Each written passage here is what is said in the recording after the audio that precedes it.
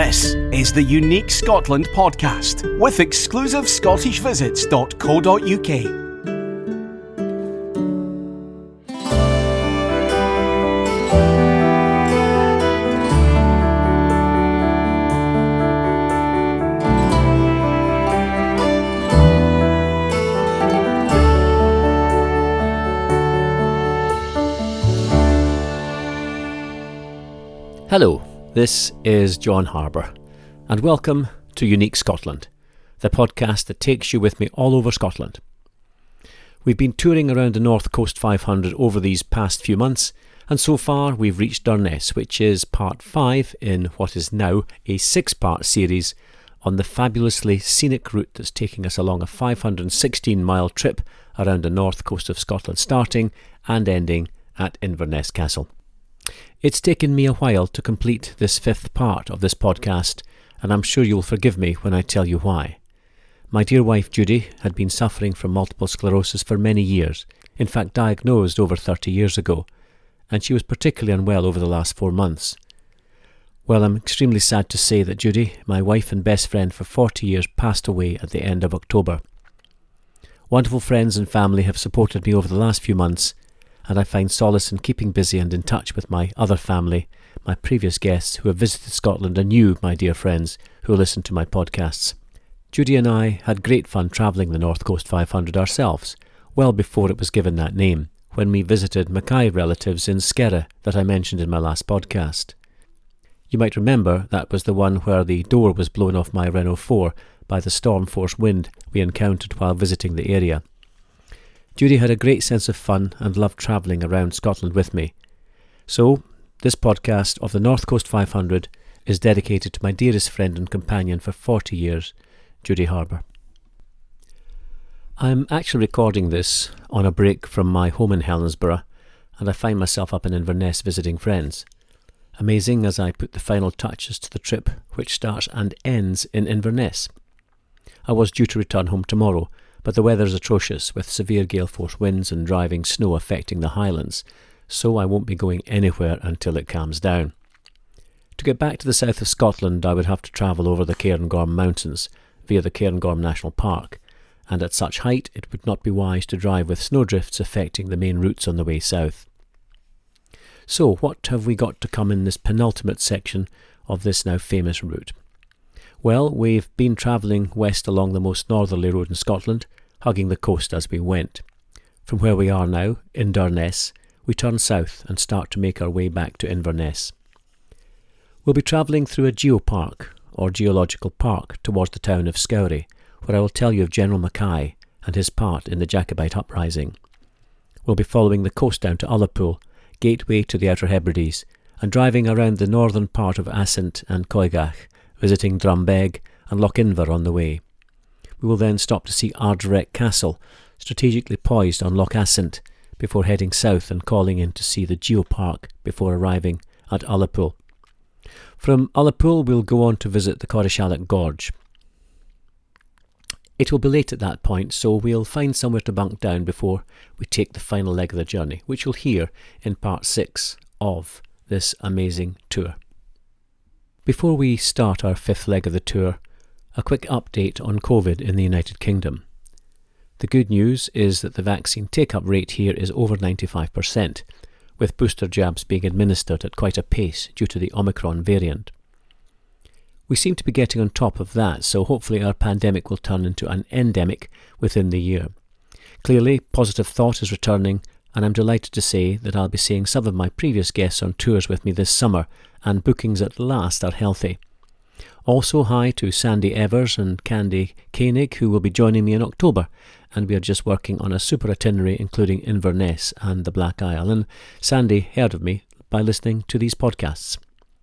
Well, I think it's time to get on the road, and as always, it's great to share Scotland with you. Perhaps this podcast will whet your appetite to come and visit this fine country for yourselves. To see some great photographs of the trip and my videos of Scotland, please visit my website www.exclusivescottishvisits.co.uk. Well, wherever you are in the world, I would now like you to relax and be transported to Scotland on this fifth and penultimate part of our Unique Scotland journey around the North Coast 500.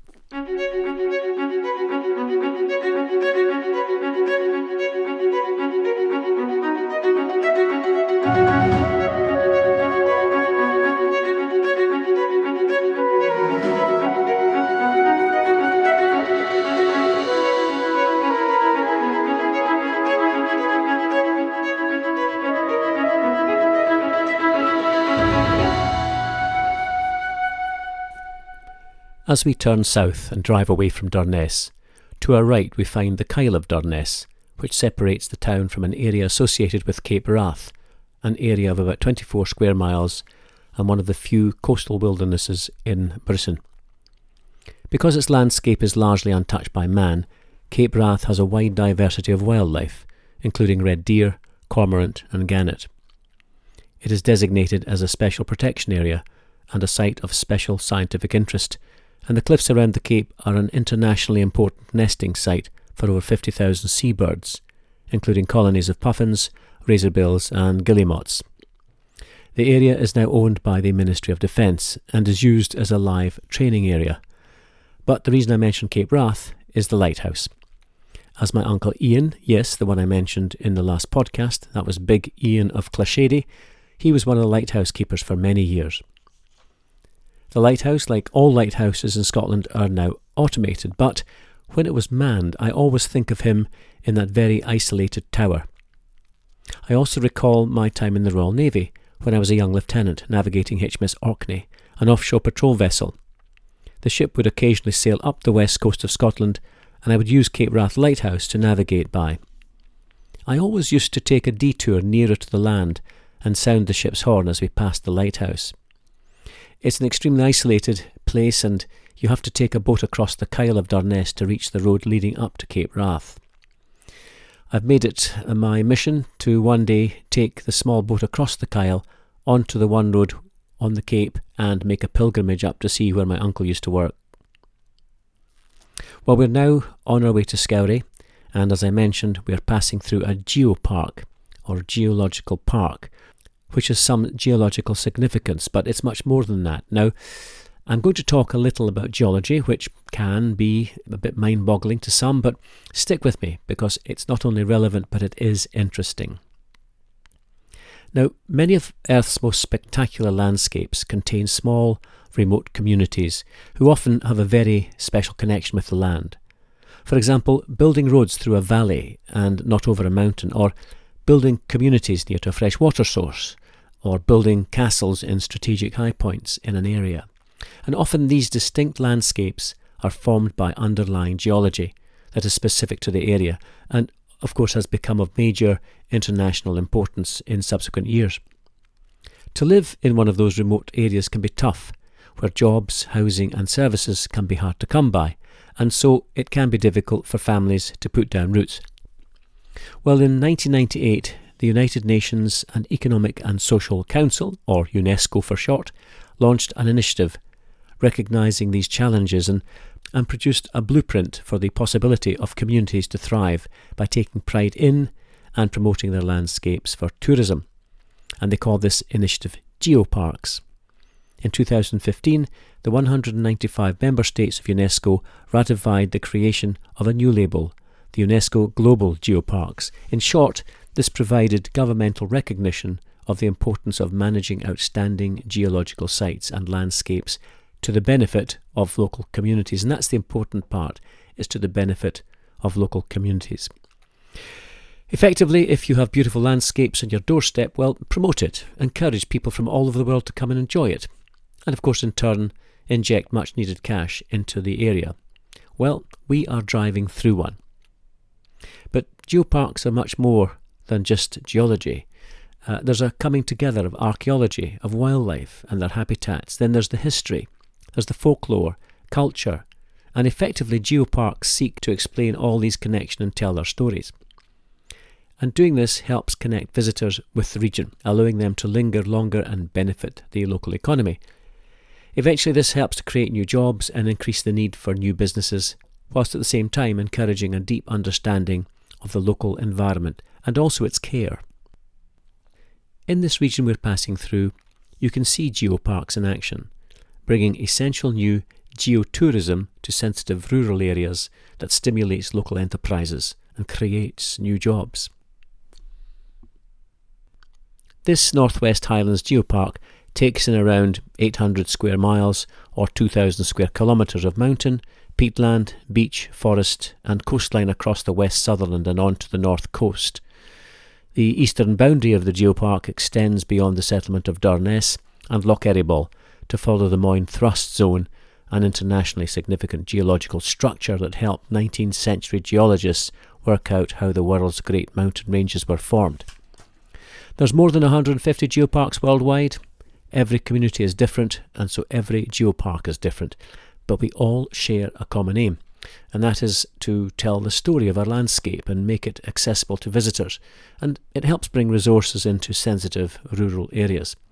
So, next time you're in this part of the world, please take note of the geopark, contribute to its protection by following the countryside code, but most of all enjoy the beauty and splendour of these wonderful areas.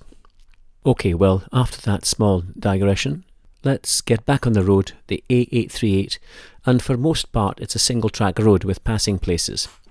Many years ago, when I first came here, there was little traffic to talk about, but today, with the introduction of the North Coast 500, there are many more vehicles in the summer. And it's for that reason that I often advocate the best time to visit here is later in the season in September or October, and even during the winter itself. Now, we do have the Gulf Stream running up the west coast, which gives us a sort of warmer or a temperate climate, but still, if you're travelling these roads in the middle of winter, you have to take appropriate precautions with food, water and blankets in the car, and do top up your fuel tank before you venture this way.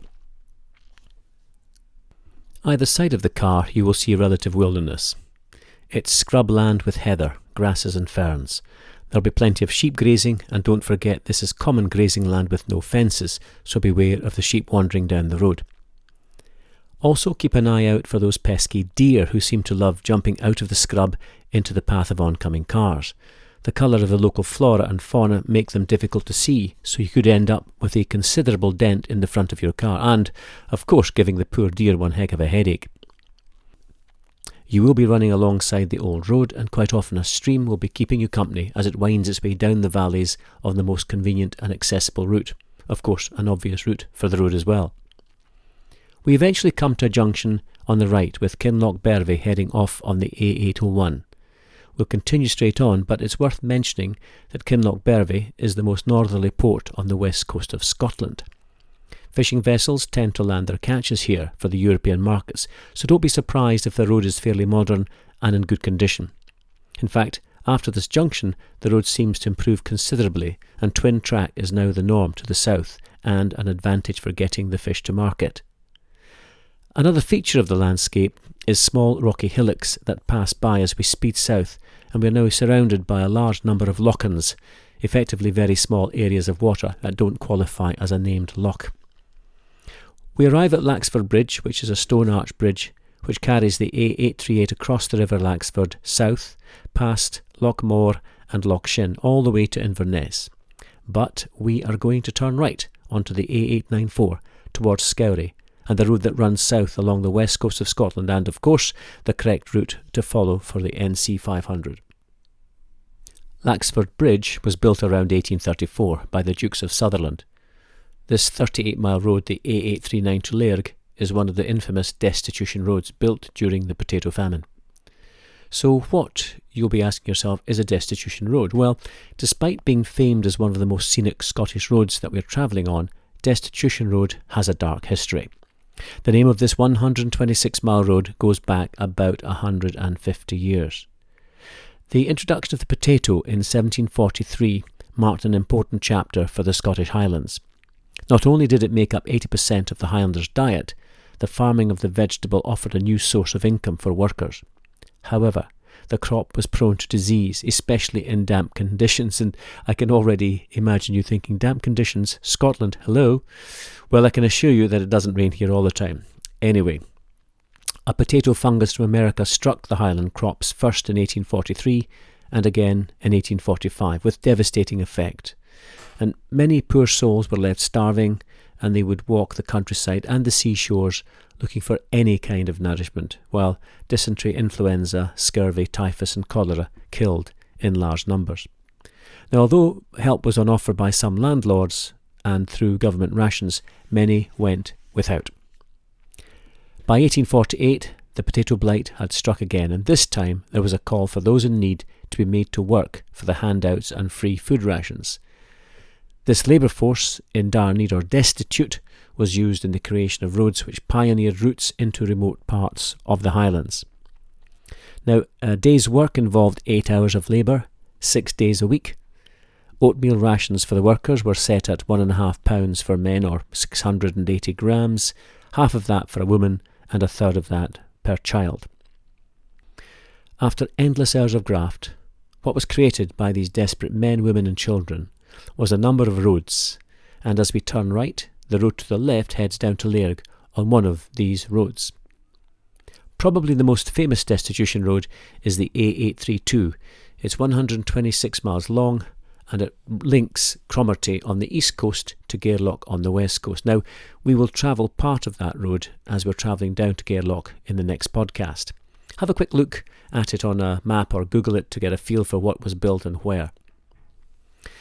Well, the disease is thought to have affected around 150,000 people, with 1/3 of the population leaving Scotland between 1841 and 1861. Many thousand died on the voyage or on the shores of the New World, so if you are listening from America, Canada, Australia or New Zealand, perhaps one of your ancestors suffered during the Scottish potato famine, which is why you are where you are today. Well, once we've crossed the Laxford Bridge, over the River Laxford, we continue on to Scourie, the next part of our travels. Once more we are passing through wilderness with grey rock covered in heather or ferns either side, and numerous lochs as we make our way south. After 10 miles we arrive at Scourie. The name comes from the Gaelic word for shieling, which was a rough stone-built place of shelter used during the summer months while pasturing animals. Scourie is a pretty remote part of the west coast with about 150 of a population. Most of the houses are low-lying bungalow types, and even the Anchorage pub looks like a cosy and snug village hall. The village has tourist accommodation, including a 21-bed hotel and a few B&Bs, and there's a campsite. One place to stay of particular note is Scourie Lodge, a 200-year-old hunting lodge built by the Duke of Sutherland when he took possession of the village from the Mackays. It sits in a beautiful position overlooking the sea and Scourie harbour. Indeed, the old Mackay stronghold was demolished and the stone was used to build the walled garden attached to the house. I've spoken to the owners, who keep the garden open to visitors, so it's worth stopping off to have a look. If you're in the area in the evening, then I would also recommend visiting the Scourie Lodge Whale Tail restaurant with local produce on the menu. Locally, fishing, particularly fly fishing, is very popular due to the large number of freshwater lochs that offer brown trout. Until the 19th century, my own clan, Clan Mackay, was the dominant family in the area, with a junior branch of the family owning Scourie itself. Whenever I pass through, I think of Hugh Mackay, who was born here in 1640, and who was a general in the Scottish military, before the Act of Union brought all armies into the fold of the British Army. The Mackays were Presbyterian Protestants, so it's not surprising that when King William of Orange ousted the Catholic King James VII from the throne in 1689, Hugh Mackay, along with the majority of Mackay, supported the new king against the Jacobite cause. Indeed, he led the troops at the first Jacobite uprising in Scotland in 1689 at a place north of Perth called Kylesku against the Jacobite army commanded by Bonnie Dundee. I know that I've mentioned it before, but for those hearing the word Jacobite for the first time, well, the Jacobites were supporters of the ousted King James VII. James, in Latin, is Jacobus. Thus his supporters became known as the Jacobites, with the sole aim of returning James to the throne. Sadly, for General Mackay, his inexperienced troops were overrun and retreated to the south. Unfortunately for Bonnie Dundee, he was killed and was buried at the nearby Blair Castle. His leaderless army was unable to capitalise on the victory and, after a bloody battle at Dunkeld, which is also just north of Perth, they eventually dispersed back into the Highlands. The last of the Mackay's Scottish estates, including Scourie, was sold in 1829 to the Sutherlands, but the Mackay name remains common in this area. Look out for the big estate house called Scourie House, which used to belong to General Mackay and was the great seat of the clan for many years. In the grounds of Scourie House, near to the harbour, you will see palm trees which readily grow on the west coast of Scotland due to the warming effect of the Gulf Stream. Of course, warming effect is a relative term, and you'll still need your warm woolies in the winter months. There is a lovely coastal walk near to the village, and if you spend a few hours walking north, you will come to a large bay overlooking Handa Island, which today is a nature reserve, which is the site of a huge seabird colony including skuas, guillemots, puffins and razorbills. If you walk south, you'll come to Scourie Beach, a good place to lounge, take in the beautiful scenery and perhaps enjoy a sandwich before continuing your journey. Well, with the Atlantic on our right-hand side, we leave Scourie and continue south. The A894 at this stage is a reasonably well-maintained two-track road, and you'll be driving through barren terrain with rocky terraces either side with the occasional lochs. Not long after leaving Scourie, you will pass a turning to the right which leads down to Badcall Bay. This whole beautiful region is studded with small islands, and if you decide to drop down into this bay, you will find the Edricilles Hotel, another hidden wee gem in this barren wilderness. It was built a couple of 100 years ago as a manse, which is a house for the local church minister. The house has a lovely view over Badcall Bay and beyond to the rugged Assynt coastline. However, we continue south to Kylesku Bridge, and before we get to the bridge, we find on the right-hand side a lay-by with a fabulous view and an information board. This is the Assynt View viewpoint, and it's worth stopping here to look at some of the mountains in the area of Assynt. We will be driving around the northern part of Assynt in the coming hours. Assynt, like most of the northwest of Scotland, is a sparsely populated area and is known for its landscape and its remarkable mountains, which have led to the area, along with the neighbouring region of Coigach, being designated as the Assynt Coigach National Scenic Area, one of 40 such areas in Scotland. The western part of Assynt has many distinctively shaped mountains, including Quinag, the closest to our viewpoint, and the others behind, Canisp, Suilven and Ben More Assynt, that rise steeply from the surrounding Cnoc and Lochan scenery. The low sandstone mountains with steep sides are known as lochs. It's actually spelled C-N-O-C-S, Knox, but it's pronounced Nox. A lochan, as I've already mentioned, is a small loch. This area is certainly Cnoc and Lochan territory. Every few miles another lochan, and the land wet with frequent puddles, bogs and streams. You've got to be careful if you're walking across this type of landscape, as the boggy areas can be quite deep. The mountains often appear higher than their actual height due to their steep sides and the contrast with the moorland from which they rise. Continuing on, we soon arrive at the dramatic crossing of Kylesku Bridge, but before we do, there's another lay-by on the right-hand side from where you get an amazing view of the bridge and two very interesting points of interest. The first point of interest excites me because it's the signpost for the entry to Mackay country when you're driving north, and I've mentioned these tall marble slabs with gold writing on which states simply Mackay country, and I've mentioned them on our travels in the east where the old boundary of Mackay clan lands are proudly remembered with these signs. It's a must to have a photograph at this point, and when you're undertaking the North Coast 500, my listeners, then please do have a photo in front of this beautiful marker, and also email me with your photo and I'll definitely write back to you. My email is john@exclusivescottishvisits.co.uk, or you can find my contact details on my website. And I look forward to lots of you in front of the Mackay country marble slab on your travels, perhaps this or next year. The other point of interest is the X-Craft Memorial, which commemorates the 50th anniversary of the 12th Submarine Flotilla. The X-Class was a World War II midget submarine built for the Royal Navy during 1943 to 44. It was only about 50 feet or 16 metres long and known individually as X-Craft. The vessels were designed to be towed to their intended area of operations by a full-size mother submarine. The X-Craft would then sneak into confined waters, drop a bomb beneath its target, then stealthily escape. Once the attack was over, the X-Craft would rendezvous with the towing submarine and then be towed home. The west of Scotland was used extensively during the World Wars for training due to the danger from long-range aircraft from Germany, and some of the ex-craft crews trained here. The inscription on the cairn that is built for this memorial reads as follows. This cairn was erected to commemorate the 50th anniversary of the 12th Submarine Flotilla, 10th of April 1993. The security of these top-secret operations was guarded by the local people of this district who knew so much and talked so little. The silent hills remember the young men of His Majesty's ex-craft submarines and human torpedoes who were trained in these wild and beautiful waters. And finally, at the bottom, there's a little statement which is always on memorials for the dead of the world wars. At the going down of the sun, we will remember them.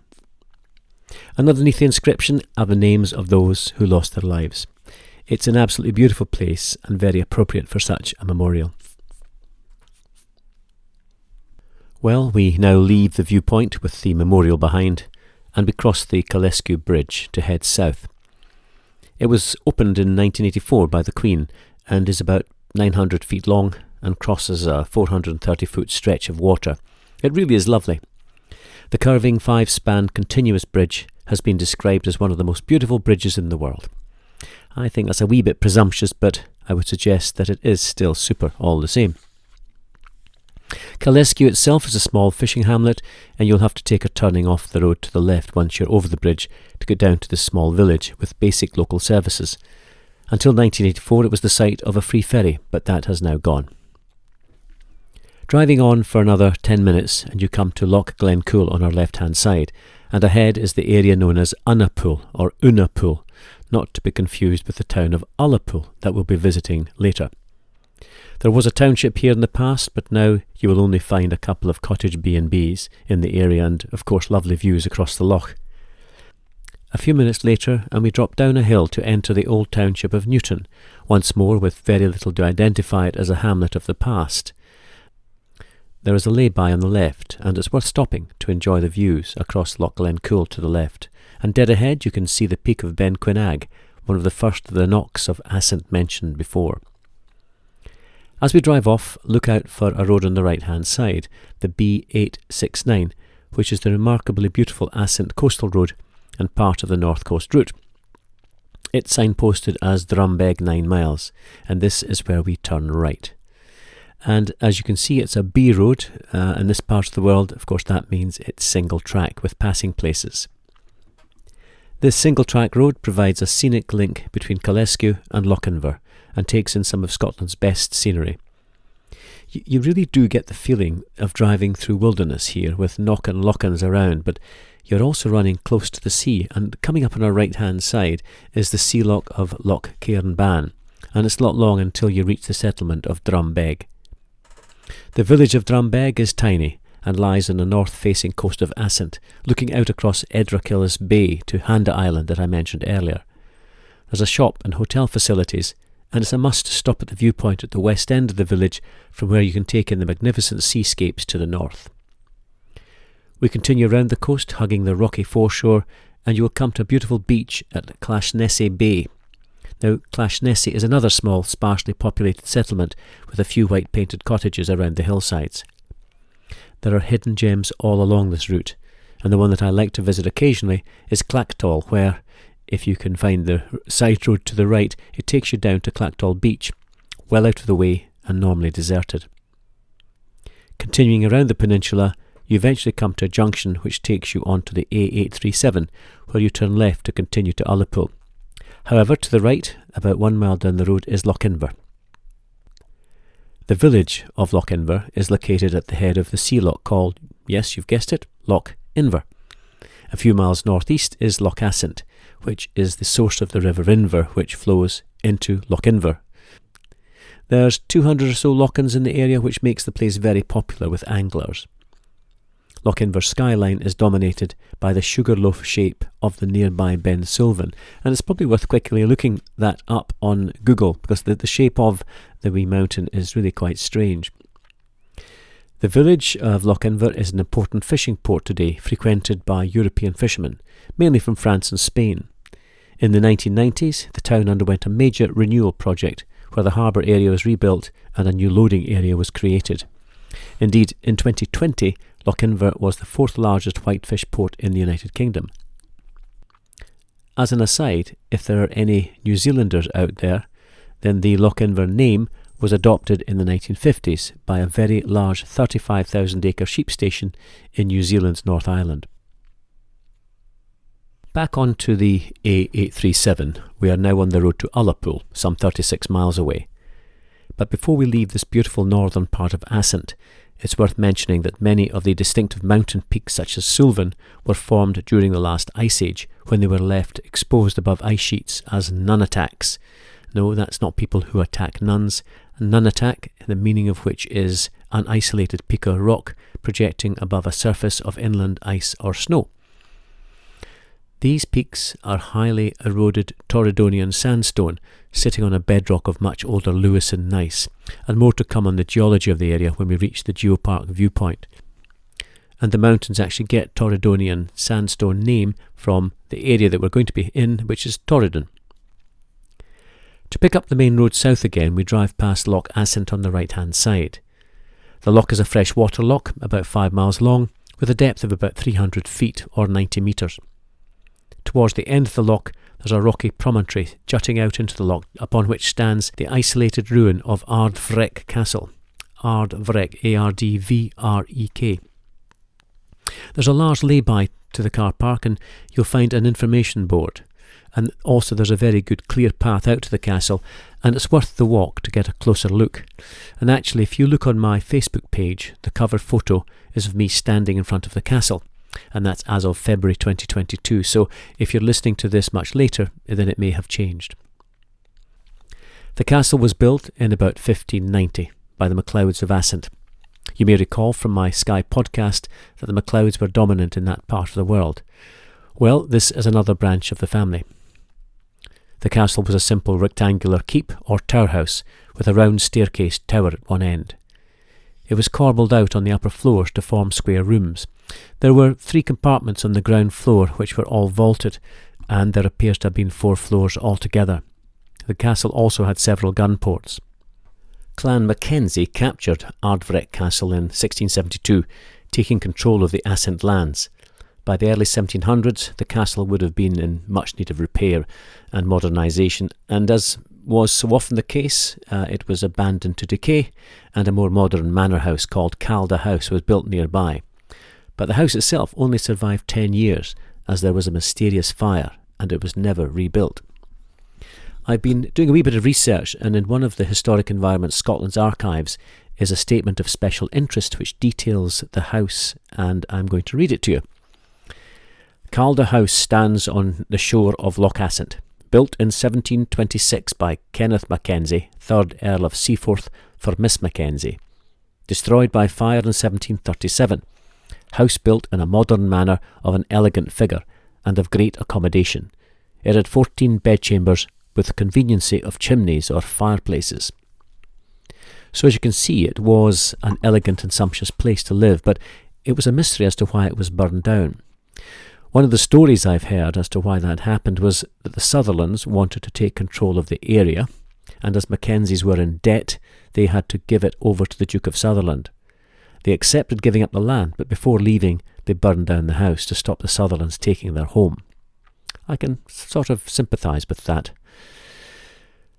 Ardrek Castle is also famous as the place where in 1650 the royalist James Graham, 1st Marquess of Montrose, was handed over to the Covenanter forces by MacLeod, Laird of Assynt, after the Battle of Carbisdale. That's yet another subject for one of my podcasts. Well, we continue south until we reach the Ledmore Junction and turn right onto the A835 towards Bonar Bridge and Ullapool.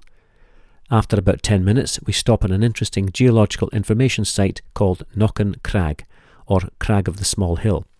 And this is the viewpoint that I mentioned before within the Highland Geopark, and provides a super explanation of some interesting geological discoveries of the 19th century that caused huge controversy at the time. Cnoc and Crag became the subject of much debate when geologists noted that the older rocks, Moyne schists to be exact, at the top of the crag appear to be older than the rocks beneath, which was at odds with the general nature of rock formation. Geologists of the day argued profusely about how this could have occurred, and the controversy was finally resolved by the work of Ben Peach and John Horne, whose 1907 paper on the subject remains an absolute classic text. Now, Horne and Peach demonstrated that the situation resulted from the action of a thrust fault, this being the first to be discovered anywhere in the world.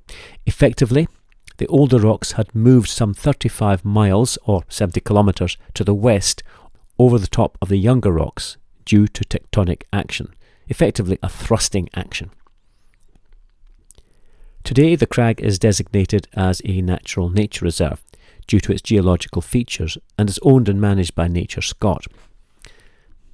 There's a car park and interpretation centre that explains the geology of the area and gives background to the Highland controversy, along with 3 waymarked trails that take visitors to points of interest across the site. The crag or cliff face climbs to a height that allows you to take in the breathtaking views of Assynt and Coigach and the mountains towering over that area. It feels strange and yet exciting to touch 550 million-year-old rocks that have fascinated scientists since they were discovered in the 19th century. As such, this area is very popular with walkers, scientists and artists, and it's worth taking the path to the top for a great view of the surrounding countryside. At the visitor centre, you'll meet the geologists John Horne and Ben Peach, who are cleverly portrayed in statue form, and there's a presentation which appears to show the men standing by, chatting to each other. Very clever and very informative. Their amazing mapping work continued for another 2 decades, culminating in the classic survey memoir, The Geological Structure of the North West Highlands of Scotland, which was published in 1907, and all done without the latest technology, and much by hand. Well, after enjoying the fabulous views over the Assynt and Coigach area, we descend to the car park once more and continue on towards Ullapool. And as the road descends, we can see the entry to Loch Broom that leads out onto the Atlantic and upon which the town of Ullapool sits. The region surrounding Ullapool is dominated by rugged mountains, and especially by Ben Goblach to the west, also Antilloch to the southwest, both across the loch, and we'll pass close to Antilloch on our way around the road on the other side of Loch Broom. Prior to 1788, there would have been only 20 households in this small hamlet of Ullapool on the shores of Loch Broom. The name Ullapool comes from the Viking or Norse language and means Ulla's steading, but there's no mention of who Ulla was at that time. Anyway, this tiny hamlet was spied by the British Fisheries Society and chosen as one of the west coast ports to be part of the huge herring fishing industry during the 19th century. The famous designer and engineer Thomas Telford was employed to design the harbour, and his handiwork can still be seen today. There's about 1,500 inhabitants, and it's one of the largest settlements for many miles around. It is an important tourist destination and a ferry port operating the Outer Hebrides run to Lewis and Harris. Due to the geological finds that I've just been talking about, there are still regular international geological conferences, and it's described as the top geological hotspot in Scotland. The village has a small museum housed in a Telford church. This iconic building was built in 1829 and was in use as a church until 1935. It was one of 30 parliamentary churches built by Telford, who won a commission to bring churches to the Highlands. The government only put £50,000 aside for 30 churches, and Telford came in on time and on budget. These churches followed a similar layout of a simple rectangular or a T-plan design, each with small belfry. The museum collection allows you to explore how people in Loch Broom lived, worked, played and learned through the ages. The museum holds a broad social history collection, including objects related to crofting, the sea, education and learning, and objects related to the founding of Ullapool. It's certainly well worth a visit. In the town there's also an art centre, An Tala Solis, with frequently changing exhibitions and workshops. There's a swimming pool, a fitness centre and several pubs. There's bed and breakfasts, restaurants and hotels. Ullapool is a centre for walkers, wildlife enthusiasts and other holidaymakers. In May every year there's a 3-day Ullapool Book Festival, which attracts a diverse range of writers and with work in both Scottish Gaelic and English. So, this relatively small town, come village, has a host of attractions to suit the needs of most visitors. I have to say I'll be travelling through Ullapool on a number of occasions during the coming summer, either taking the North Coast 500 trail or taking the ferry to and from the Outer Hebrides. Well, we've got to leave Ullapool and we're going to continue southeast, and about 10 minutes out of Ullapool on the left-hand side we come to Leckmelm Shrubbery and Arboretum. Leckmelm is a woodland garden planted between 1870 and 1930. This is one of the West Coast gardens that we will meet on our travels, with a variety of exotic and tender plants, thriving due to the high rainfall and temperate climate, with exotic trees and shrubs. The garden extends along a section of the north shore of Loch Broom and is set out on a southwest-facing slope, which commands extensive views across the loch.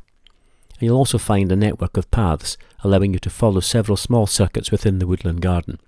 And if it's gardens that interest you, then after leaving Leckmelm and 10 minutes further on, we find Lale Forest Garden on the left-hand side. Now, Lale Forest Garden is a superb 17-acre woodland garden, also begun in the 1870s, and holds roughly 200 different species of trees and shrubs from across the world. It is the northernmost arboretum in the care of Forestry and Land Scotland. In effect, it's a tree museum set in spectacular Highland scenery. It's a reminder of the exciting days of Victorian plant hunters when avid collectors scoured the furthest reaches of the globe in search of rare and exotic plants, trees and shrubs to bring back to Britain. As well as the temperate climate, the forest shelters in the shadow of Ben Dearg, or the Red Mountain, and there are trails within the garden that offer wonderful views over the surrounding landscape. The collection, even for a simple sailor like me, is impressive, and as well as British species, there are trees from every corner of the globe. These include the giant sequoia, the Himalayan tree cotoneaster, the western red cedar, to name but a few, but there's also the Serbian spruce, first discovered in 1875 in a secluded valley. As its native habitat is under threat, so its presence in this woodland garden is part of an international effort to ensure its survival. I could go on, but I hope that I will whet your appetites to visit either of the gardens just mentioned if you travel this way. Well, back on the road, and we now head south. And before we turn right onto the A832 and up the other side of Loch Broom, we arrive at a stopping point for the Corrishalloch Gorge. On the left-hand side, there is a car park, where you can gain access to this extraordinary feature. Leaving the car, we pay a small fee into an honesty box and pass through a swing gate and descend a steep winding wooded hill. After 5 minutes, you arrive at a footbridge spanning an incredible gorge and waterfall below. The footbridge is 85 feet long and was constructed by Sir John Fowler, who was also one of the designers of the Forth Rail Bridge, dating from about 1880. The Corrishalloch Gorge is one of the most spectacular gorges in Scotland. It's designated a National Nature Reserve in recognition of the amazing gorge and waterfalls and the surrounding woodland. It formed around 12,000 years ago as meltwater from ice sheets that came thundering down from the rapidly melting northern glaciers. There's a mile-long canyon through which the river Droma rushes. From the Victorian suspension bridge you can look down upon a series of crashing waterfalls hundreds of feet below. And when you get to the other side of the bridge, you can continue on along a narrow wooded path to arrive at a viewing platform to get a totally different view of the gorge and waterfalls. There's only one hitch to visiting the bridge, and that is getting back across it. The bridge restricts numbers crossing to just 6 people at a time, so if there's a lot of visitors it can get a bit busy. However, it's worth it and a must visit if you're in this area. Well, after we get back across the bridge, we trudge up the hilly footpath back to the car. As we continue on our journey, we are surrounded by relatively flat treeless land covered in heather, and on a clear day we can see the mountains to the north, such as Maildhu. But straight ahead is an area that is commonly nicknamed the Great Wilderness, and that is exactly where we will be driving on the next leg of our journey. One can see the towering mountain An Tealach, which is Gaelic, and in English it's the anvil or the forge. The forge is probably more correct, as the mountain's name refers more to the colour of the terrain in certain lighting conditions rather than the shape. The mountain's about 3,500 feet high, so just over 1,000 metres, and that qualifies it as a Munro, which is any mountain in Scotland over 3,000 feet. The mountain is made of Torridon sandstone, which is named after the local area of Torridon, and has a terraced sides riven with deep gullies and a sharp rocky summit. It dominates the area, and we will be passing close by as we continue our journey. So this is effectively the end of the penultimate tour, and I look forward to welcoming you on our next and final leg of the tour around North Coast 500.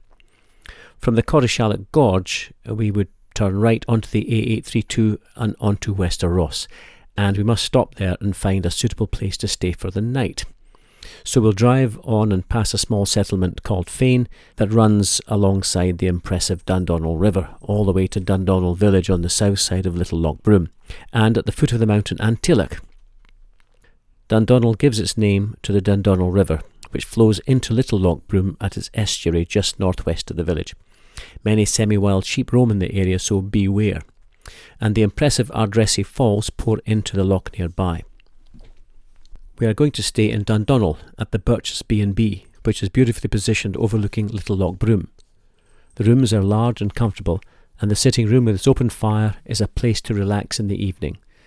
There's a well-maintained garden with a large decking area, with seating leading onto the shore where you can enjoy the stunning views and hopefully catch a glimpse of dolphins, seals, otters, birds of prey, or any of the varied wildlife that could be seen from here. Where better to enjoy a drink and watch the sunset? Sitting out on this deck with a wee glass of whisky in hand, we can now start to think of our final part of the journey to complete the NC500 and return to Inverness. Well, thank you once more to the comments from listeners and for your supportive emails, especially Nick Singh, who emailed to ensure that I was going to continue podcasting after such a long absence. Yes, Nick, I think that I'm back in the groove. I know that there will be a few of my previous guests who will recognise some of the sites that I've talked about on our Mackay clan tours, so welcome, and I hope you've enjoyed another look at Mackay country. I'm delighted to let you know that I'm also going to rerun some of my Eventbrite virtual tours, such as the Outlander tours or the Tour of Skye, castles, so look out for them on my Facebook page, or there's a connection to virtual tours on the front page of my website, and that'll be in the next few weeks. I do hope that you've enjoyed this podcast as much as I've enjoyed bringing it to you. Any comments are most welcome, and drop me a line using the contact page of my website www.exclusivescottishvisits.co.uk. I always like to hear how and where you listen to the podcasts. You can also find me on Facebook and follow my stories and photographs of my travels around Scotland. And do have a look at my YouTube videos, which you can find under Exclusive Scottish Visits, and I'm going to add to that in the very near future as well. As to seeing you back in Scotland in the near future, I do believe we're on the final lap. The COVID vaccine programme in UK has been superb, and we've opened up to a great extent, even removing the need for a test on arrival, but only if you are fully vaccinated. Hopefully we can all start returning to normal sooner rather than later, and I can't wait to see you all back again. Well, it's been great to have you with me on this tour, and I look forward to seeing you on the final part of the North Coast 500 and our return to Inverness. Next time, we'll be visiting the villages of Paulhew, Gairloch, Kinlochhew, Shieldaig, Applecross, to name but a few. We'll be travelling through some of the most scenic parts of the west coast of Scotland, with some amazing tales to tell before returning to the great metropolis. So, all that's left for me to say now is that I wish you all health and happiness wherever you are in the world, and in true Scottish fashion, I raise my glass of whisky. Slàinte.